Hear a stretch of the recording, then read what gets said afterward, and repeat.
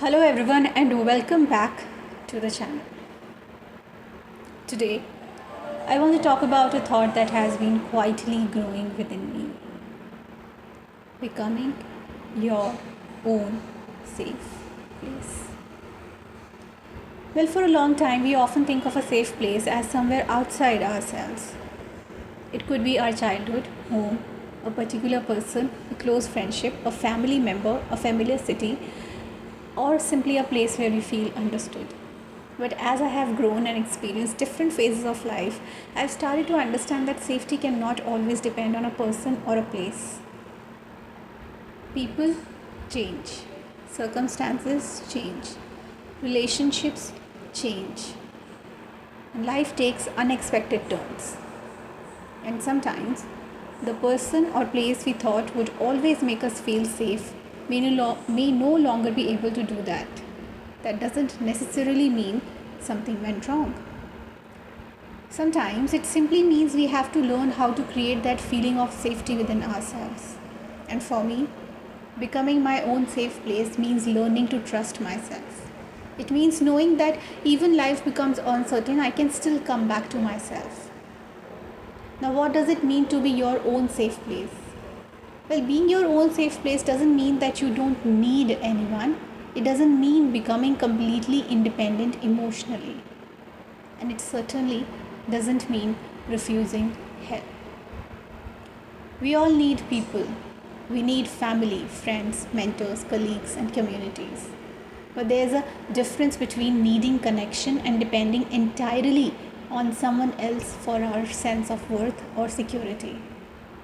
For me, becoming my own safe place means being able to say, whatever happens, I will not abandon myself. I will listen to myself. I will respect my boundaries.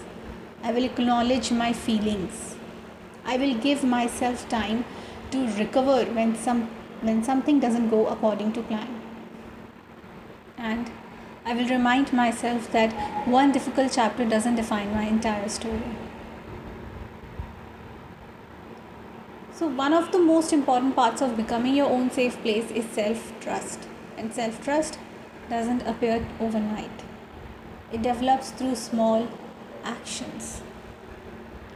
When I make a promise to myself and keep it, I build trust. When I recognize that something isn't right for me and have the courage to step away, I build trust. When I make a mistake and choose to learn rather than constantly punish myself for it, I build trust. When I listen to my instincts while also giving myself time to think clearly, I build trust. So slowly, I begin to understand. I can rely on myself. Not because I will always make the perfect decision, but because I know I can handle the consequences, learn from them, and keep moving forward. Another part of becoming my own safe place is allowing myself to feel emotions without judging them. Sometimes we want to be positive all the time. We tell ourselves, don't think about it, move on, be strong. Everything is fine. But being strong doesn't mean pretending that everything is fine.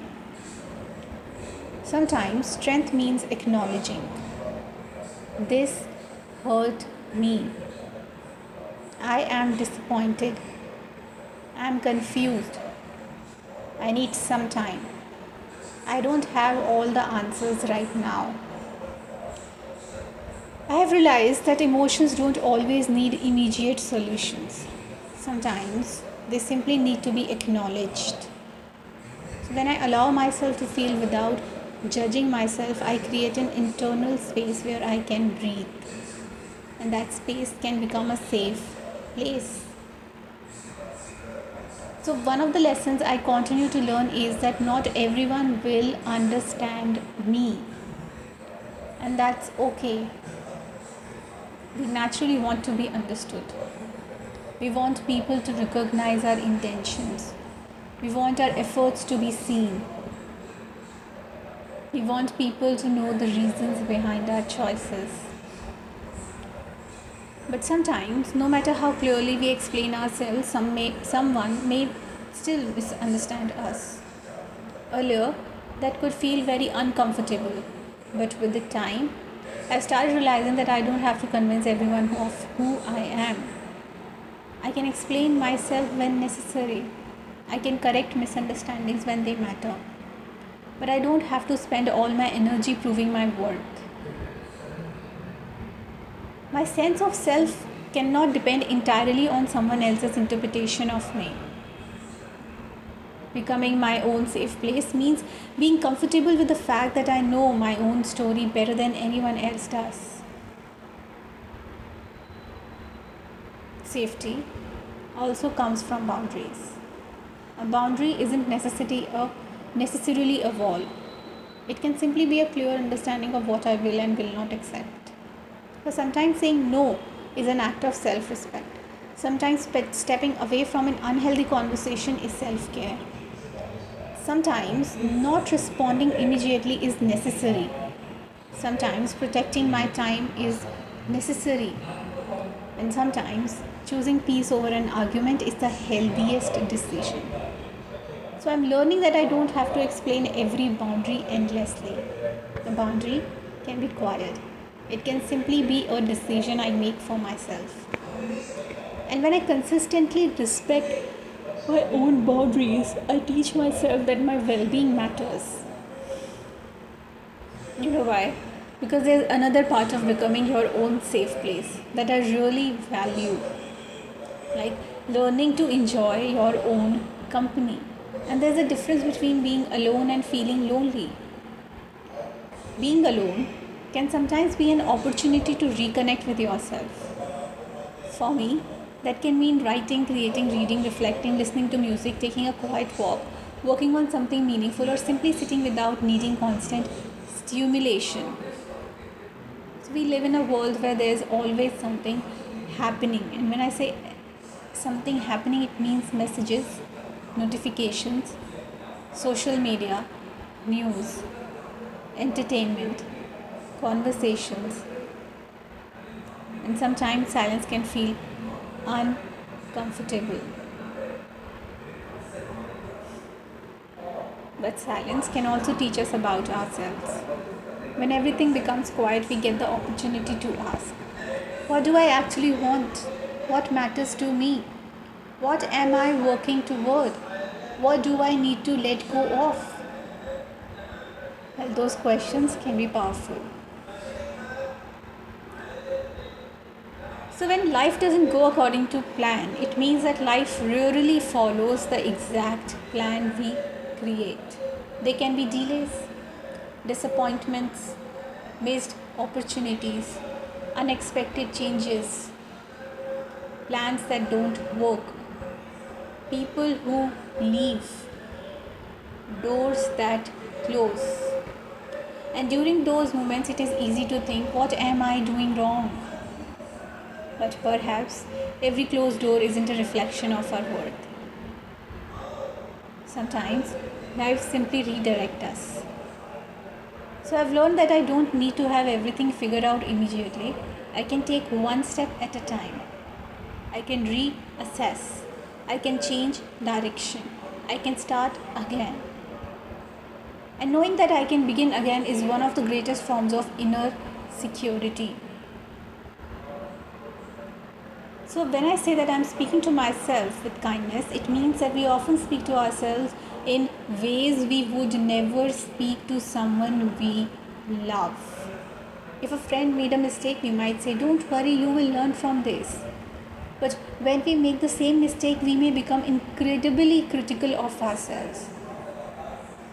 So, one thing I'm learning is to change the voice I use with myself. Instead of why did I do that, I can ask what can I learn from that.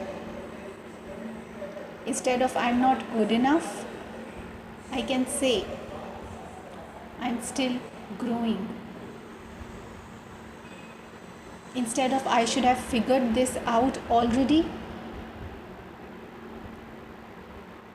I can say I'm allowed to take my time.